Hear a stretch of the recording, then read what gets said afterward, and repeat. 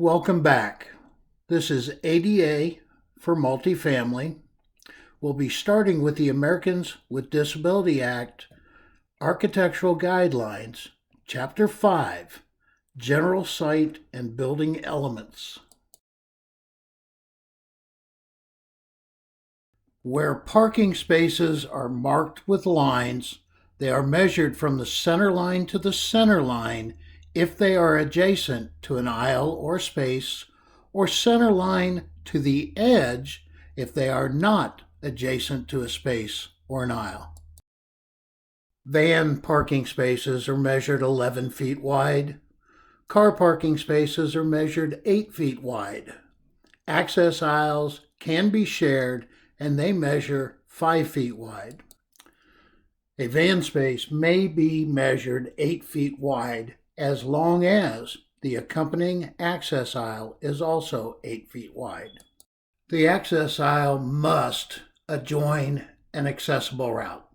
Remember, an accessible route can consist of walking surfaces, curb ramps, elevators, and platform lifts.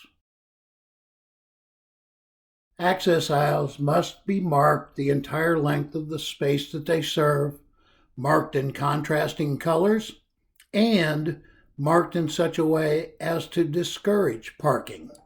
Parking spaces and access aisles shall be firm, stable, and slip resistant. Slope shall not exceed 1 in 48 or 2% in any direction. Slope measurements for access aisles and parking spaces should be taken at several locations with a 4-foot digital level. Parking spaces shall be identified by signs that include the international symbol of accessibility. Van parking shall contain the designation Van Accessibles. Signs need to be mounted 60 inches above finished floor to the bottom of the sign. Parking spaces and access aisles shall be designed so that cars and vans, when parked, cannot obstruct the required clear width of adjacent accessible routes. Barricades, bollards, and wheel stops are effective ways to prevent vehicle overhangs from reducing the clear width of an accessible route. Passenger loading zones, as part of an accessible site arrival point, are covered under Section 503. The vehicle pull-up space for a passenger loading zone shall be a minimum of 8 feet wide and 20 feet long. Passenger loading zone must provide an access aisle adjacent to the vehicle pull-up space. The access aisle shall adjoin an accessible route and shall not overlap the vehicular way. The width of the access aisle shall be a minimum of 60 inches. The length is the entire length of the vehicle pull-up space. The access aisle shall be marked so as to discourage parking in them. Floor and ground surface of vehicle pull-up spaces and access aisles shall be stable, firm, and slip resistant. The access aisle must be on the same level as the vehicle pull-up space. Changes in level are not permitted. The slope cannot exceed 1 in 48 or 2%. The vertical clearance for a vehicle pull-up space, access aisles serving them, and a vehicular route from an entrance to the passenger loading zone and from the passenger loading zone to a vehicular exit shall provide a vertical clearance of 114 inches minimum. Stairway risers are a minimum of 4 inches and a maximum of 7 inches. Stairway treads are a minimum of 11 inches. Uniformity of treads and risers are within 3/8 of an inch for the entire flight of stairs, and open risers are not permitted. Stairway tread surface cannot contain a change in level. Slope cannot be greater than 1 in 48 or 2%. The radius of the leading edge of the tread shall be a 1/2 inch maximum, and the projection of the nosing shall be 1.5 inches maximum. Handrails provided on walking surfaces, ramps, and stairways must all comply with Section 505.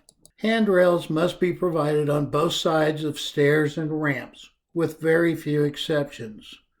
Handrails shall be continuous within the full length of each stair flight or ramp run.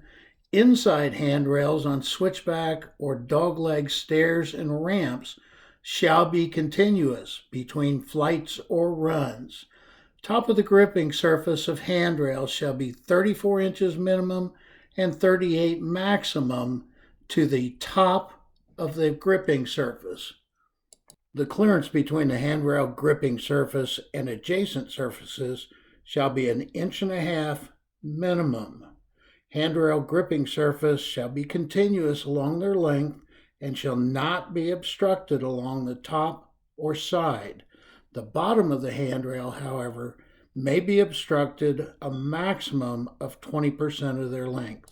Where provided, horizontal projection shall occur a minimum of 1.5 inches below the bottom of the handrail gripping surface. The cross-section of a circular handrail gripping surface shall be 1.25 inches minimum and 2 inches maximum.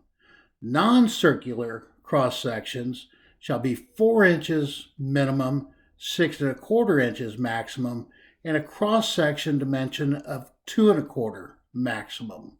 Handrail gripping surfaces and adjacent surfaces shall be free of sharp and abrasive elements. The handrails shall not rotate within their fittings. Handrails on stairs and ramps shall extend beyond and in the same direction as the flight of stairs and ramp runs.